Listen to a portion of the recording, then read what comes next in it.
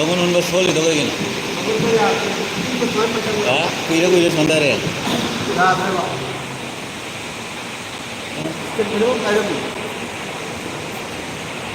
Yam jauh di sini mau nggak ada tem.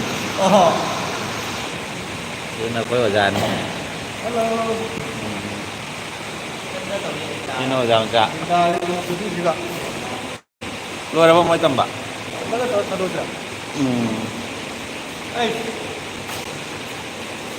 Oh, longon holi to kara kan hundu jaro. Kau aja mak. Kan udah pilek kumaga magi am kala iwan ya. Mana jak itu betul. Abang longon master. Hah? Six pack. Berapa? Six pack kok longon master ni. Atau lu berapa? Asal Waring ada waktu atau waring ada? Gila. Ayo. Boy, itu telah sila sila punya orang. Ah, telah siapa nak pina? Semua kantor tu boy, bukan. Kamu tu, terus. Terus itu tahu mana? Hah? Mudik ni. Kalau syuting tahu lepas. Tentang itu boy, bayar harau ini kilo ni lagau ke kamu tu ada. Mau tahu salak tu ni? Tahu itu? Boleh mangat tapi awak boleh. Oh, itu dekat itu. Gat tu nak kan tahu.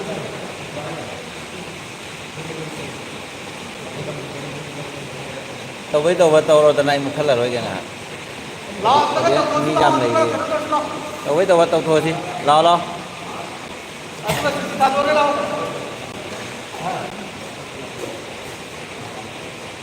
Law muka mentang ya muka orang silah.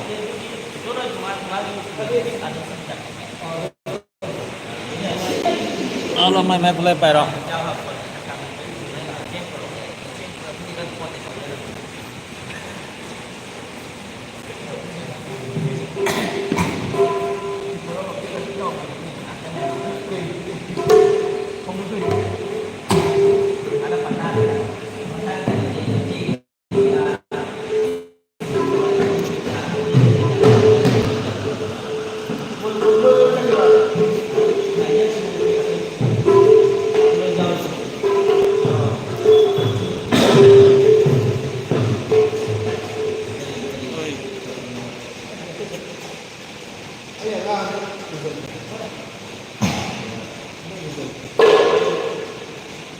Eko, mereka tu dah jadi itu kita sangat berat.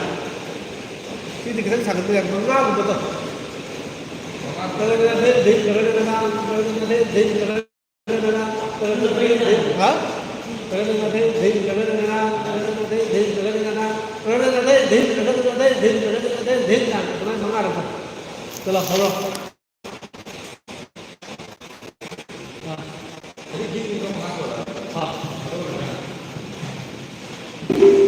Kalau kita kalau kita datang ke ambil boleh nak, si putih mangat boleh, terus sudah hilang. Kalau kita apa lagi kita foto mana tu? Kita lihat itu berapa benda? Mana? Cuma berapa benda? Kita apa lo? Kita lah, baik tak? Baik. Tiga orang benda. Benda ada satu benda. Apa yang tidak ada main? Yang apa?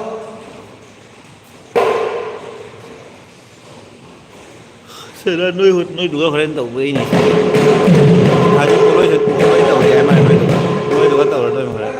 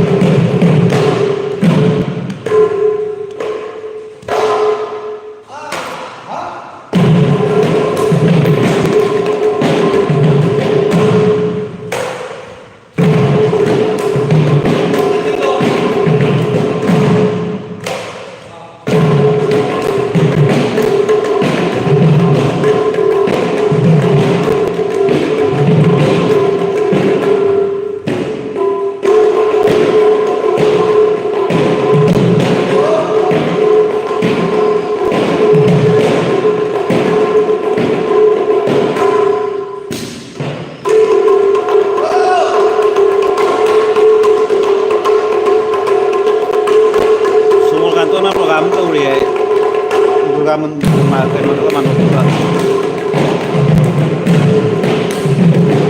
juga tau hari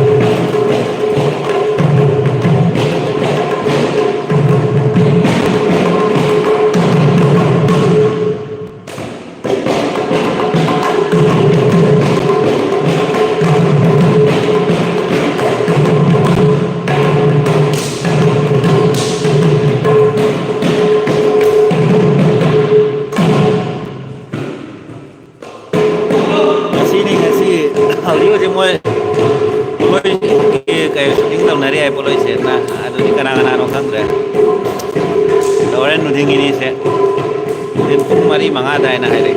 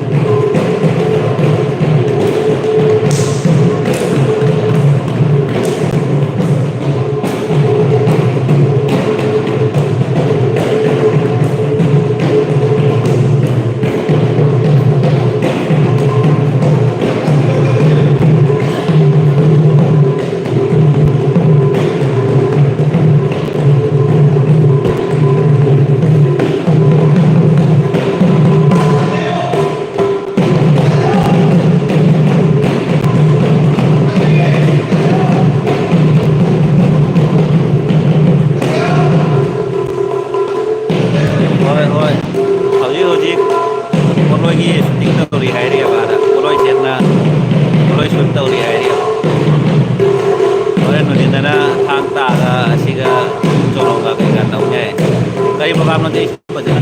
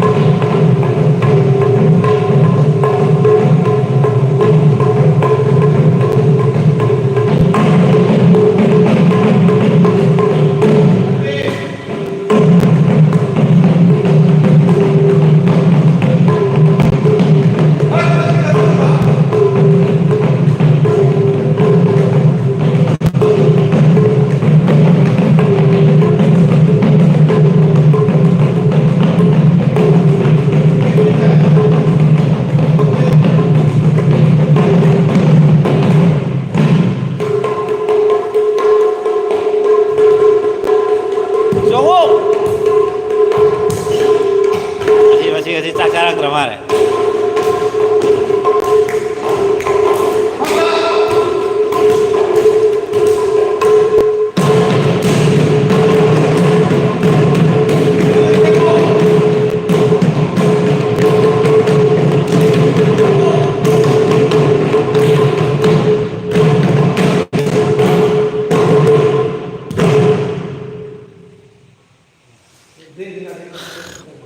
Horen laki yang dikali.